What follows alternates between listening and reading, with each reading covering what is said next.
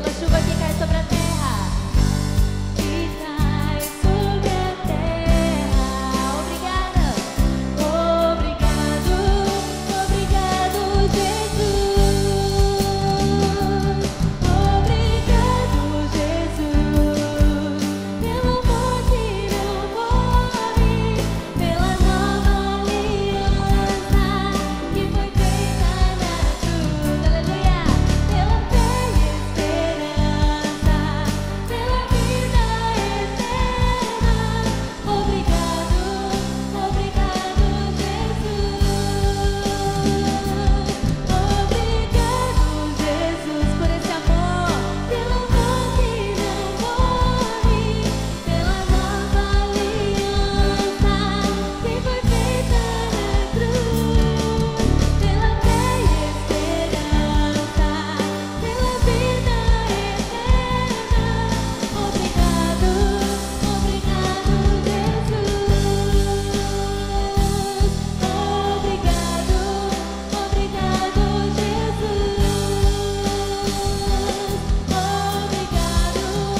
obrigado, Jesus. Nosso coração é grato a Ti, Senhor, por tudo que és. Nós te amamos, Senhor. Obrigado, Deus. Obrigada por tudo, Senhor, por tudo que Tu és para nós, Senhor. Obrigada pela Tua fidelidade, Deus, pelo Teu amor, Senhor, pela vida eterna que nós temos em Ti, Senhor. Aleluia.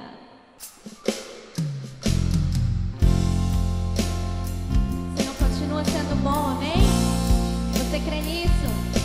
Eu creio em Ti, no Teu cuidado, na Tua bondade.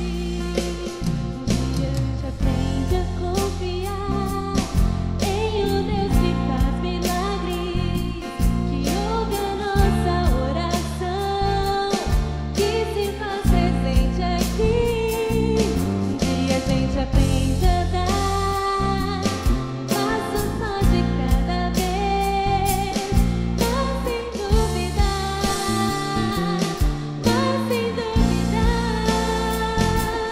Ele continua sendo bom, Ele continua sendo Deus, Ele continua sendo bom, Ele continua sendo Deus.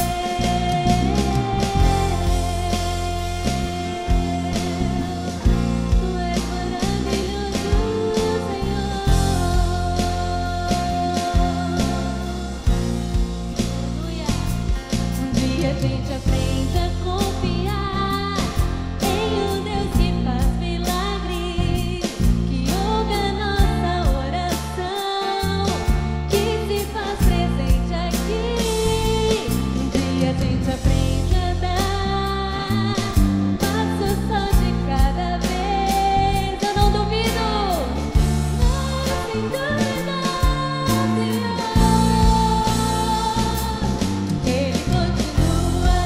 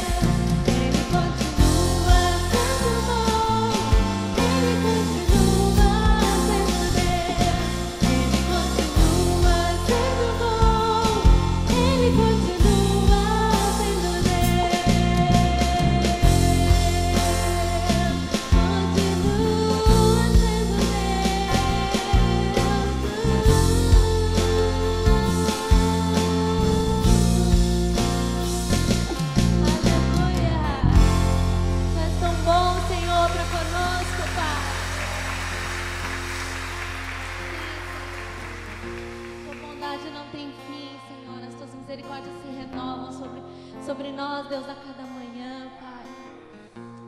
Aleluia.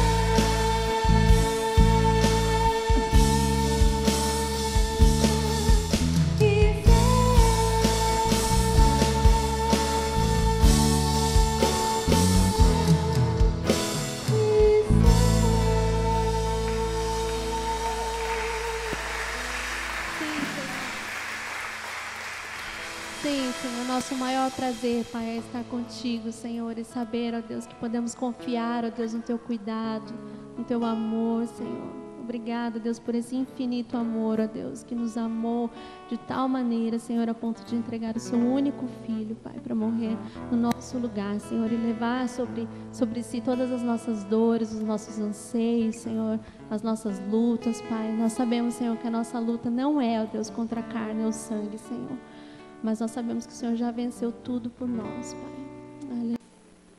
Bom dia, irmãos, a graça e a paz. Abra sua Bíblia comigo no livro de Provérbios, vamos ler 2 versículos, bem conhecido da igreja. Nós vamos continuar louvando e adorando esse Deus precioso, grandioso. E nós vamos apenas relembrar aqui algumas coisas importantes antes de a gente trazer aqueles que separaram, né, a sua oferta, o seu dízimo. Diz assim, Provérbios capítulo 3, versículo 9, versículo 10. Esse Provérbios capítulo 3 inteiro é maravilhoso, é lindo, é precioso, é gostoso de ler, né? É muito inspirador e traz nele muitas promessas, né, do amor de Deus. Mas diz assim, adore a Deus. E nós estamos fazendo isso através da canção, do louvor, da música. Adore a Deus, oferecendo-lhe o que sua terra produz de melhor. Faça isso e os seus depósitos ficarão cheios de cereais e você terá tanto vinho e não será capaz de armazenar. Engraçado, né? A gente olha esse texto, a gente fala muito sobre dízimos e ofertas baseado nele.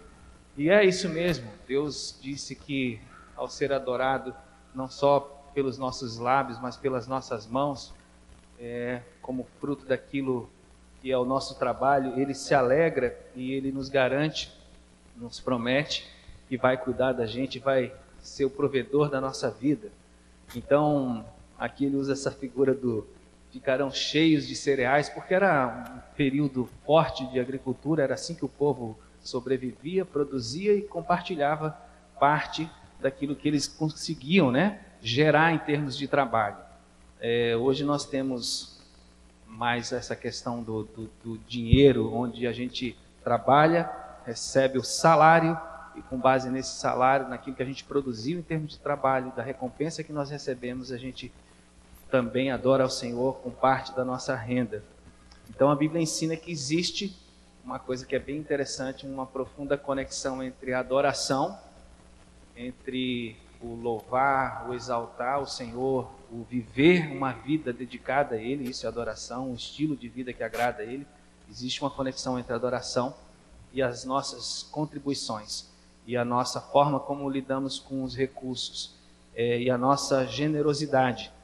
E também ensina esse texto que a abundância e a prosperidade, elas são fruto da nossa obediência aos princípios do Senhor. Então assim, poxa vida, por que a gente pode acreditar, né? Por que a gente pode acreditar que se a gente for generoso, se a gente for fiel, se a gente aprender a ofertar, dizimar e a gente ser leal nisso, fiel nisso, por que a gente pode acreditar que nada vai nos faltar? Porque a Bíblia ensina que nós estamos adorando a Deus. Se nós estivéssemos adorando ou idolatrando qualquer pessoa, nós estaríamos num barco furado, num saco furado, numa situação grave. Mas nós estamos adorando ao Deus descrito na Bíblia. E Ele, como a gente cantou nessa manhã, é um Deus grande, é um Deus todo-poderoso. E se você ler o capítulo 40 do livro de Isaías, você vai ver muitas coisas acerca desse Deus que a gente adora. Então Ele é um Deus soberano, é um Deus que reina sobre todo o universo, é um Deus que é autoexistente, infinito, imenso, eterno, imutável, onisciente, onipresente, onipotente. Todas as coisas, inclusive a história humana, a minha vida e a sua vida, estão nas mãos desse Deus a quem nós adoramos. É por isso que a gente pode dar crédito, né, às palavras do Senhor, às palavras que estão escritas na Bíblia, porque elas foram inspiradas pelo Espírito de Deus. Então, quando a gente adora ao Senhor também com as nossas ofertas e dízimos, Ele nos garante que cuidará de nós, que nada vai nos faltar na nossa despensa e que cada uma das nossas necessidades serão supridas. Então a gente vai fazer isso mais uma vez. Aqueles que reservaram para entregar sua oferta hoje, vamos ficar de pé, vamos cantar mais uma canção, louvar o Senhor. E mesmo que você não venha trazer, fique de pé para a gente cantar junto e logo em seguida a gente vai ouvir a palavra do Senhor. Vamos agradecer. Deus, obrigado por essa manhã, por esse momento em que a gente pode celebrar o Teu nome com canções, com poesia, com melodia, mas a gente também pode celebrar o Teu nome, te adorar através do compartilhamento, Deus, dos nossos recursos, da contribuição, dos dízimos, das ofertas. Senhor, nós te adoramos. Receba esse ato como fruto dos lábios daqueles que confessam o teu nome, que declaram, ó Deus, que tu és o Jeová Jirê, o Deus de toda provisão, nada nos deixará faltar. Pai, obrigado, recebe como louvor e adoração, recebe, Deus, aquilo que o Senhor mesmo tem nos dado, ó Deus, como oferta do nosso amor ao Senhor. Glorifica o teu nome nas nossas vidas, que a igreja, os irmãos, cada pessoa, indivíduo, família, continuem sendo, Deus, agraciados pela tua fidelidade, Deus. Muito obrigado por suprir as nossas necessidades. Nós te agradecemos em nome de Jesus. Amém, Senhor.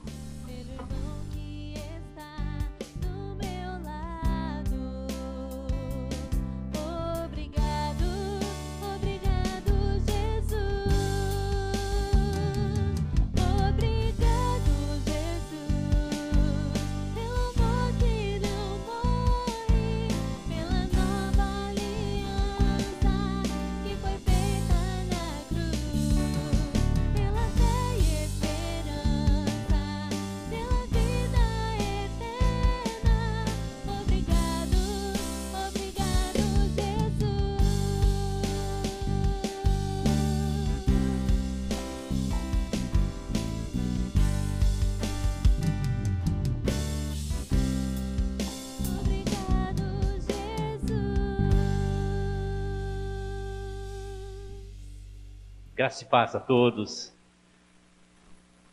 Que o Espírito Santo de Deus possa nos levar ao entendimento da sua palavra e que nessa manhã Ele complete a sua maravilhosa e boa vontade em cada um de nós. Muito bem, eu gostaria de falar continuar falando sobre a questão do coração, da suficiência de Cristo e falando um pouco sobre o coração. Então não vamos ter um texto base sobre isso, mas eu vou citar vários pontos da palavra a respeito de como o nosso coração ele se desvia e de como o nosso coração ele se apega à suficiência de Cristo. Então, falar sobre o coração é um desafio porque é um tema muito importante na Bíblia. Ele aparece mais de 854 vezes na Bíblia. Então, eu acho que Deus está tentando chamar a nossa atenção para a importância do coração. E é interessante, porque os estudos científicos que nós temos hoje, eles reforçam, ou eles estão chegando onde a Bíblia já falava a respeito do coração. Hoje, cientificamente comprovado que o coração tem neurônios, ele pensa, ele sente e ele tem vontades. Jesus já falava isso lá em Mateus 15, verso 19, quando ele diz assim, porque do coração procedem os maus pensamentos. O coração pensa. Em Mateus 9, 4, ele diz assim, tendo um discernimento espiritual a respeito do que estava pensando os escribas, ele diz assim, Jesus sabia dos seus maus pensamentos que estavam nos seus corações. Mateus 12, versos 33, ele diz assim, porque a boca fala ou confessa o que está cheio o coração. Em Mateus 22, 35, quando ele fala que nós precisamos ter um sentimento profundo por Deus e dá o primeiro mandamento que é amar a Deus de todo o coração. E em Marcos 11, 23, Jesus fala a respeito de que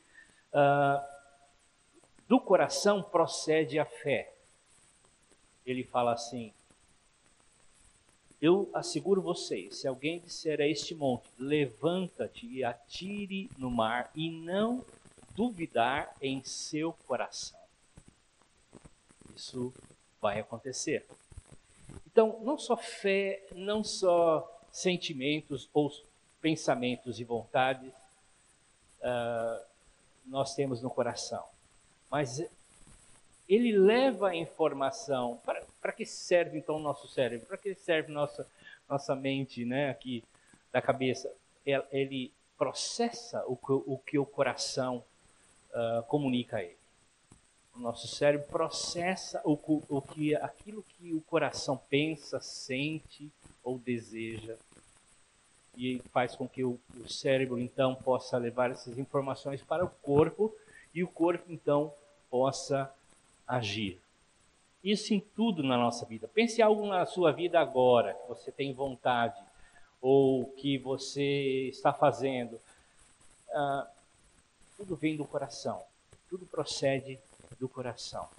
A primeira menção, isso é muito importante quando nós vamos interpretar a Bíblia, que é a lei da primeira menção, que é das ferramentas para a gente interpretar a Bíblia, é a primeira vez que a palavra foi citada.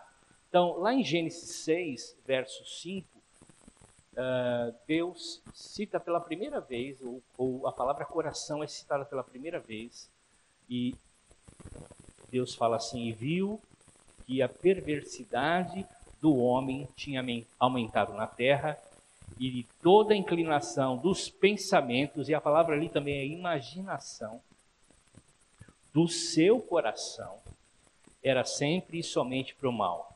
Então Deus viu no homem que ele tinha uma avalanche de maldade, e isso estava crescendo e não tinha mais volta. Então, por causa disso, houve o dilúvio, aí em Gênesis capítulo 6. Então, o coração decide fazer as coisas e o corpo, então, obedece. Jesus fala em Mateus 5:38, quando ele está revogando a lei, está dando uma dimensão maior à lei, ele fala assim: olha, não somente o adultério acontece fisicamente, mas quando qualquer pessoa que olhe por uma mulher e cobiça essa mulher, já cometeu adultério em seu coração. Uma vez que ele decide, ele leva informação para o cérebro, e o cérebro então dá ordem ao corpo. Por isso que Deus fala em Provérbios 4:23, já pregamos sobre isso uma ocasião, de que acima de tudo nós devemos guardar o coração, porque de lá acontecem as saídas, as fontes de toda a vida. Então fluem fontes, saídas de tudo do nosso coração. O que a Bíblia está dizendo é o que tudo na vida acontece ou começa no coração. Tudo. Tudo na sua vida, na minha vida, começa no coração. Eu queria falar algumas coisas aqui, reforçar esse fato, dando algumas frases que eu acho importante. Primeiro, a vida é resultado do que o nosso coração crê. Tudo que você passa hoje não tem a ver com as pessoas ou com as situações. Tudo que você passa hoje tem a ver com o que você decidiu em seu coração ontem. O que você decidiu em seu coração ontem te levou ou está te levando a experimentar o que você experimenta hoje. Entende? A forma em que você programa o seu coração ontem, ou programou o seu coração ontem, é a forma que você crê e que você vive hoje. Então não tem a ver com pessoas ou situações. Tem a ver com como você reagiu em seu coração ontem. E como você decidiu programar o seu coração ontem. Então você está vivendo hoje a partir do ontem. Por isso ele diz assim: acima de tudo. Provérbios 4 diz: acima de tudo, de todas as coisas, guarde o seu coração. Guarde do quê? Do que entra e do que sai. Por isso nós precisamos aprender a convencer o nosso coração de pensar corretamente. A questão de como eu vou corrigir o meu coração, ou como eu vou convencer o meu coração, não é Deus. O Espírito nos ajuda a entender, mas quem de fato convence o coração sou eu. Eu e você. O Espírito te leva a entender que você está errado. Eu e você estamos errados, estamos no caminho errado. Mas quem decide programar esse coração para o caminho certo, é eu e você. Então precisamos de um arrependimento, é o que a Bíblia chama de arrependimento, que é a palavra metanoia. Você já ouviu algumas vezes eu falar sobre isso. Metanoia é uma decisão de você parar de andar por um lugar, por um caminho e decidir corrigir a sua rota, corrigir a sua maneira de pensar, corrigir a sua maneira de andar, ir para o caminho correto. Então, arrependimento significa voltar ao caminho certo, pensar da forma correta. Isso é metanoia, isso é arrependimento. Por isso, nosso coração precisa passar por metanoia, por arrependimento. Paulo diz que isso é possível porque nós temos a mente de Cristo, 1 Coríntios capítulo 2, verso 16. Nós temos o Espírito Santo de Deus. Por isso, alguém que tem metanoia pode passar por qualquer tipo de situação. Filipenses capítulo 4, verso 11 a 13 diz: aprendi a me adaptar em toda e qualquer circunstância. Sei passar por necessidades, sei o que é ter fartura. Aprendi o segredo de estar contente em toda e qualquer situação. Seja bem alimentado, seja com fome, tendo muito, tendo pouco, tudo posso naquele que me fortalece. Metanoia significa convencer o coração de que Jesus é suficiente.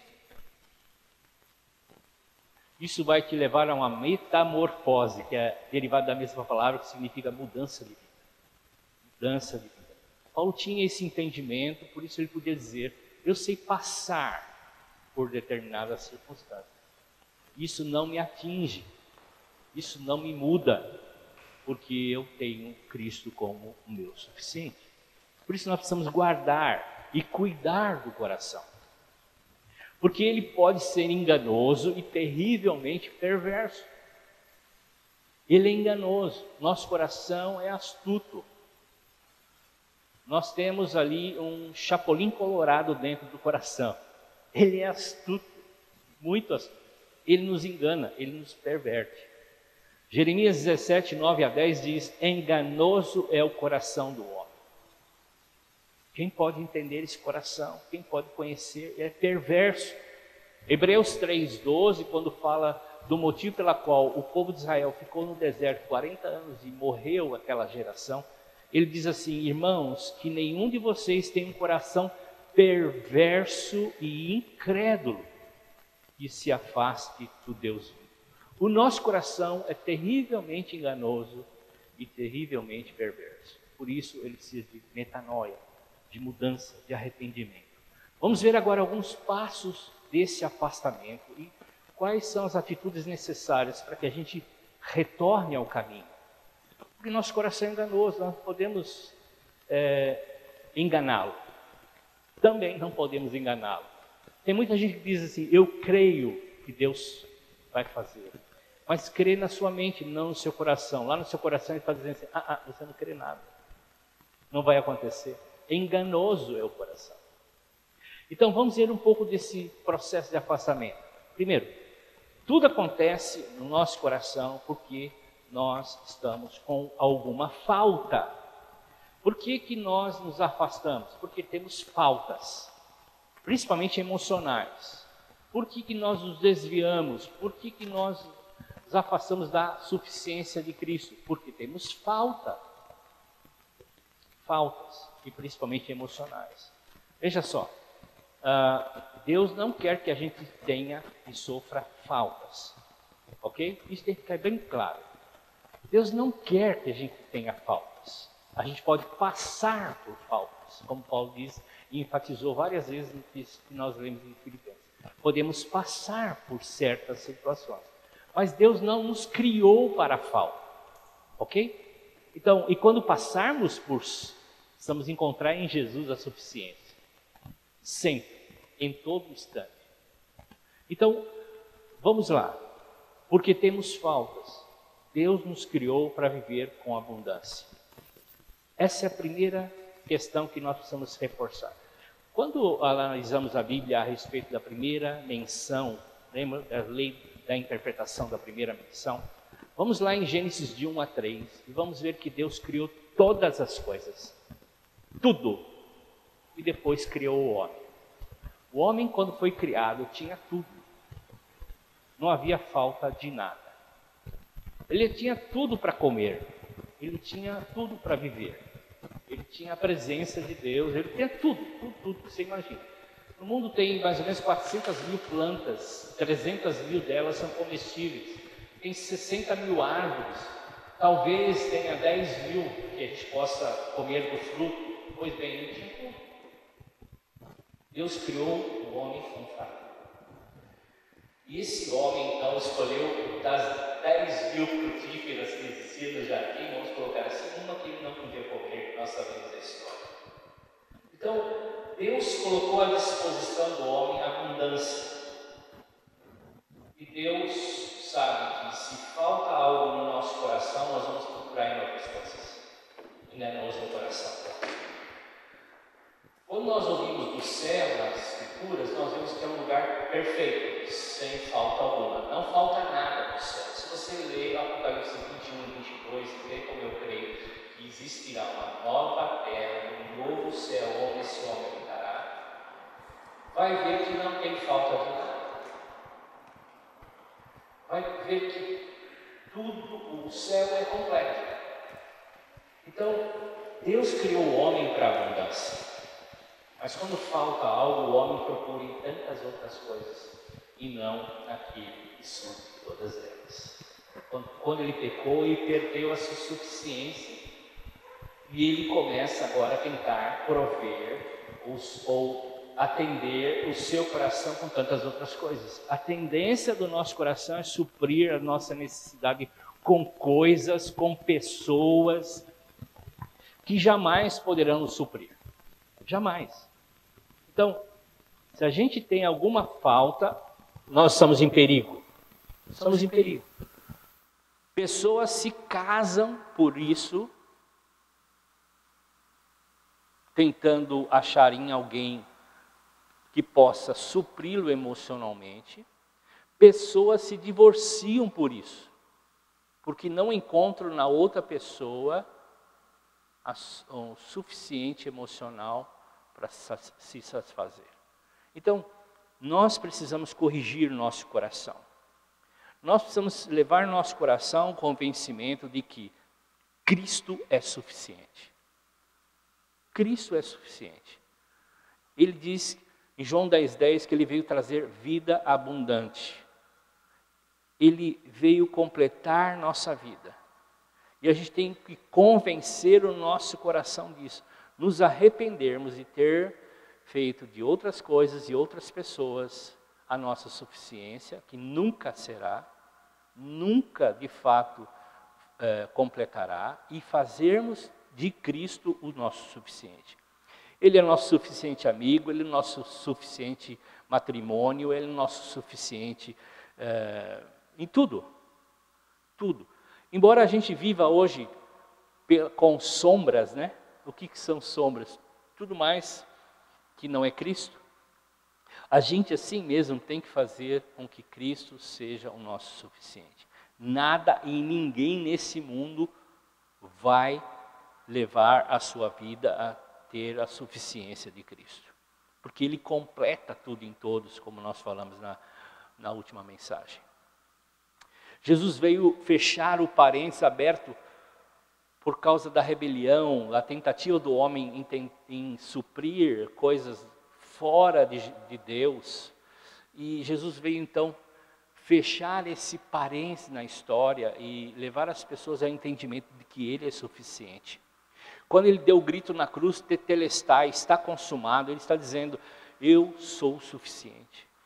Eu completei a obra, eu completo a obra, eu completo as vidas. Então, lá na cruz Ele tomou o nosso lugar, Ele nos deu tudo que pertence a Ele. Hoje nós somos co-herdeiros, somos filhos dEle, co-herdeiros de Cristo. Ele nos deu tudo. E se nós aprendermos a estabelecer Jesus como aquele que supre todas as nossas necessidades, nós seremos as pessoas mais satisfeitas e felizes da face da terra. Então, faça uma metanoia, tenha um arrependimento, leve o seu coração a entender que Cristo é suficiente. A pergunta que a gente faz é: de onde eu vou tirar minha suficiência? Jesus deve ser o tudo. Ninguém pode te dar paz, alegria, ninguém pode encher o seu coração de satisfação, de esperança, a não ser Jesus. Agora, se Jesus não for, o próximo passo vai ser desejar aquilo que você está pensando. Desejar. O seu coração vai ficar vagando por aí atrás de coisas e de pessoas para satisfazer. Lembre-se, nós somos criados para abundância.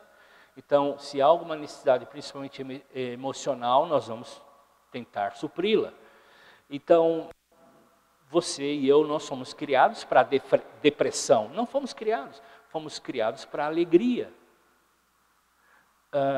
E se nós não encontrarmos em Jesus essa alegria, o nosso coração vai começar a vagar por aí.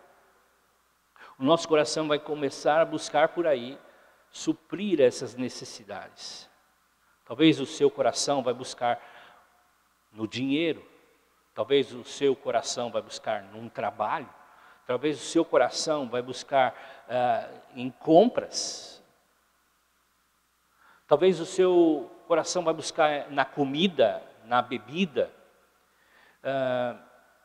enfim, em coisas que nós achamos que vão suprir a nossa necessidade e de fato vão trazer problemas sérios, vão aumentar o buraco da insatisfação. E nosso coração vai continuar insatisfeito, nosso coração vai continuar vazio. Todo tipo de vício nada mais é do que uma expressão do coração não satisfeito. Jesus é suficiente. E se Ele não é, nós vamos buscar em coisas, nós vamos desejar coisas, pessoas, para tentar suprir isso. Precisamos arrepender, precisamos de metanoia, precisamos de um arrependimento na forma de pensar, levar nosso coração ao entendimento de que só Jesus é suficiente. Mas se nós não fizermos isso, o que vai acontecer? Nós vamos começar a entreter nosso coração. É o próximo passo. O próximo passo é nós vamos embriagar nosso coração e vamos sair da sobriedade espiritual, vamos montar um circo, vamos montar um teatro, vamos montar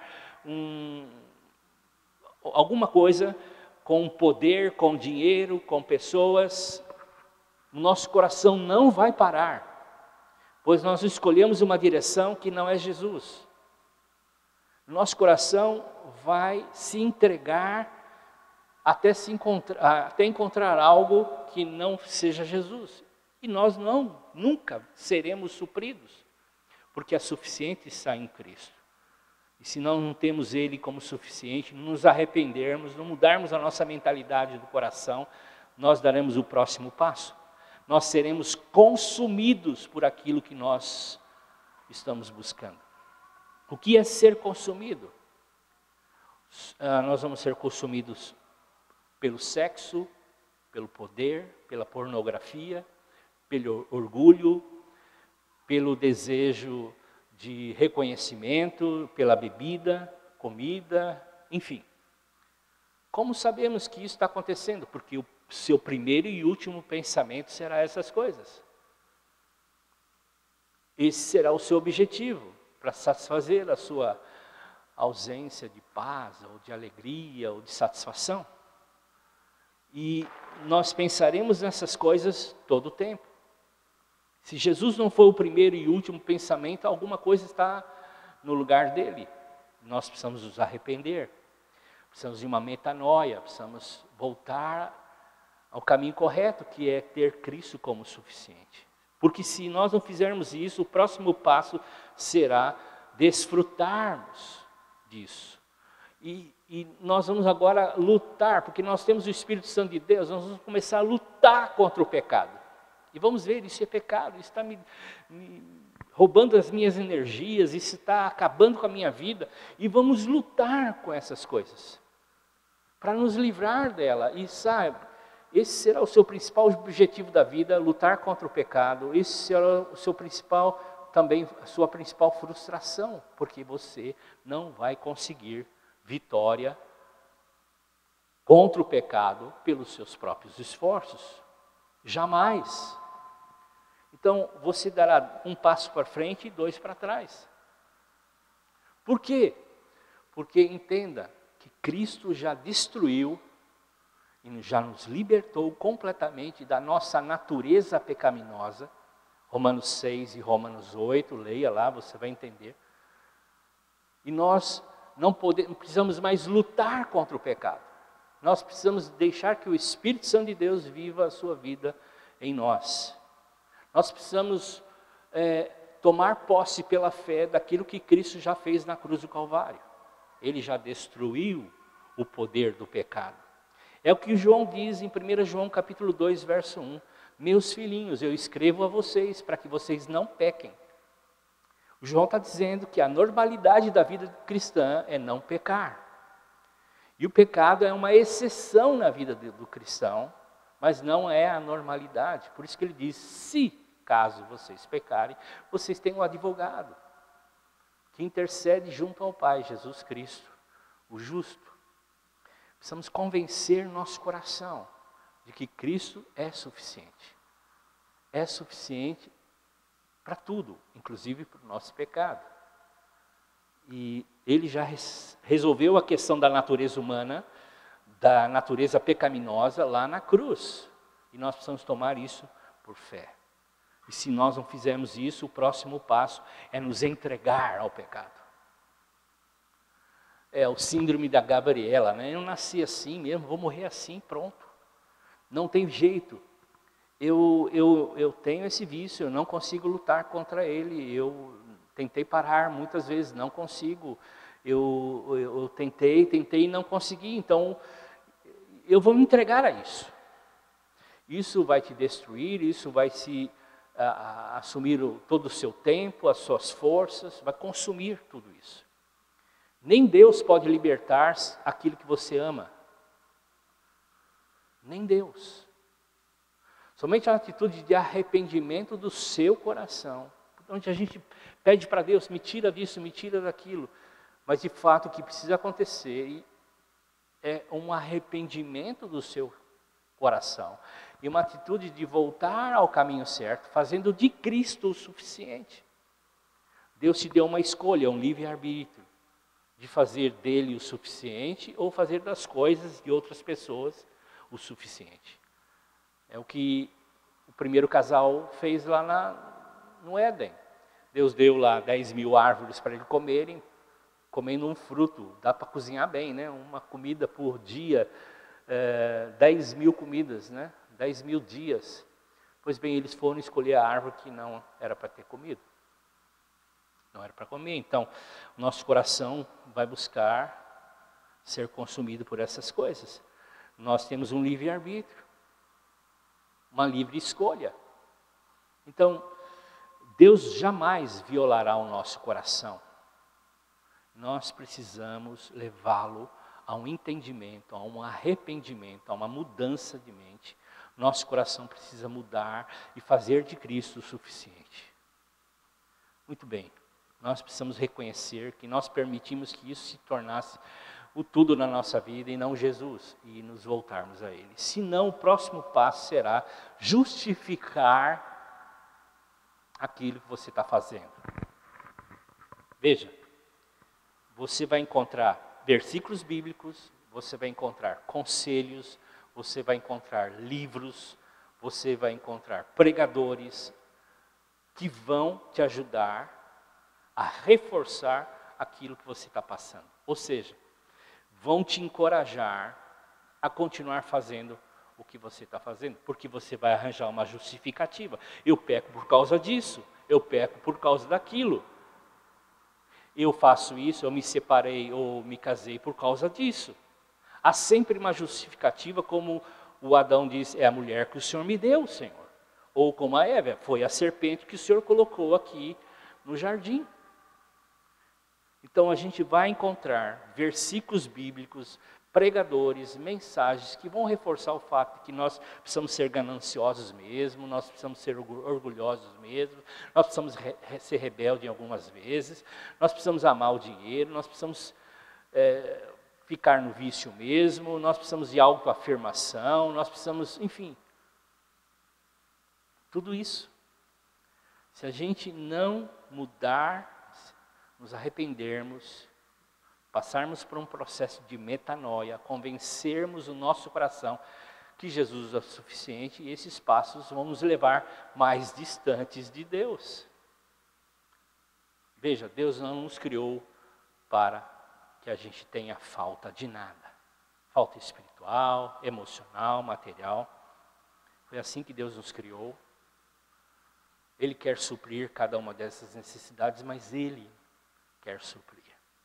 Então, se a gente cometer o erro de não fazer Jesus o nosso suficiente, a gente precisa se arrepender. Como aquele filho pródigo em Lucas capítulo 11, versos de 11 a 32, não encontrando a suficiência na casa do seu pai, se enganou que ele podia ter a suficiência em coisas, em amizades, e ele foi então para fora, e lá a gente conhece a história. Se perdeu completamente. Cristo é aquele que completa tudo em todos. Ele é suficiente. Mas às vezes a gente resiste a essa suficiência, como o povo de Israel, lá no Salmo 81, verso 10 a 11, quando Deus diz assim: eu sou o Senhor, o Deus de vocês, sou aquele que tirou vocês da terra do Egito. Abram a boca e eu satisfarei, alimentarei. Mas Deus fala: mas o meu povo não quis me ouvir. A gente resiste a Deus. Ele é suficiente, é só abrir a boca. Salmo 16, 11, retrata o fato de que na presença de Deus há plenitude de alegria.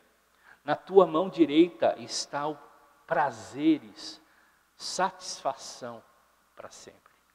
Então a verdadeira satisfação, o verdadeiro prazer está na pessoa de Jesus. Ali encontramos tudo o que preenche verdadeiramente o nosso coração. Mas precisamos de uma metanoia, de um arrependimento, de uma mudança no coração, de fazer com que o nosso coração encontre em Jesus a única suficiência. Mateus 13, para terminar, nós vemos a parábola da semente. E lá nós encontramos algo muito interessante. Nós encontramos Jesus falando do coração. Ele fala primeiro que a semente é boa, o agricultor é bom, mas o problema está no coração dessas pessoas. Aí ele dá alguns terrenos que são retratados, ou trazem a menção do coração. Por exemplo, tem um coração duro, no verso 19 de Mateus 13. É alguém que ouve a mensagem e não entende, e o maligno vem e rouba. Então é aquele que não está aberto para mudanças, é aquele que encontra no seu coração esterilidade, a semente não produz nada. Ele endurece quando a palavra vem, ele não quer, ele resiste. Ou aquele que é cheio de pedras, um coração cheio de pedras é aquele que ouve, recebe com alegria, mas não tem raízes. E aí vem o tempo, as tribulações, as perseguições, e a palavra morre, ele abandona. É um coração que não tem perseverança, que não faz o coração ser convencido de que Cristo é suficiente, não leva o seu coração ao arrependimento. Lembre-se, ele é enganoso. Ou aquele cheio de espinhos, no verso 22, que diz aquele que ouve, mas as preocupações da vida, o engano das riquezas, torna ele infrutífero. Então, quando o coração está muito ocupado com tantas outras coisas, que fazem dessas coisas e pessoas suficiente para a sua vida, ela não tem fruto. A Bíblia não tem fruto, a palavra não tem fruto. Por isso, às vezes, a gente vê cristãos anos na fé e não tem fruto, não frutificam, não tem mudanças, porque precisam passar por uma metanoia. E Deus nos convida para passar por uma metanoia, uma transformação, um arrependimento, e fazer Jesus como tudo suficiente. E a boa terra é aquela que acolhe em seu coração. Está apto, está pronto, quer mudanças, quer transformação e faz de Cristo o suficiente. Então a gente pode considerar que o coração é também como um ventre que recebe a palavra e germina então essa palavra e ela produz o fruto a qual ela foi destinada. Quantas coisas na nossa vida não têm fruto? Até mesmo a questão da fé, porque nós não cremos, porque as coisas não acontecem, porque não caíram no coração, nosso coração está fechado. E nós não conseguimos crer, nem crer, para que uma montanha saia e vá para outro lugar. A gente precisa convencer o coração de que Cristo é suficiente.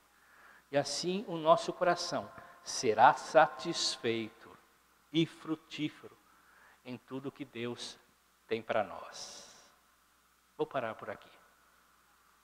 Que o Senhor nos acrescente em a sua palavra, que Ele nos ajude a compreender a profundidade e o segredo de ter um coração mudado, arrependido, que nos leve a ser dele completamente, mas também frutífero em tudo, em satisfação plena. Amém? Que vocês tenham um ótimo domingo, que o Senhor continue sendo suficiente em cada um de vocês. Até mais.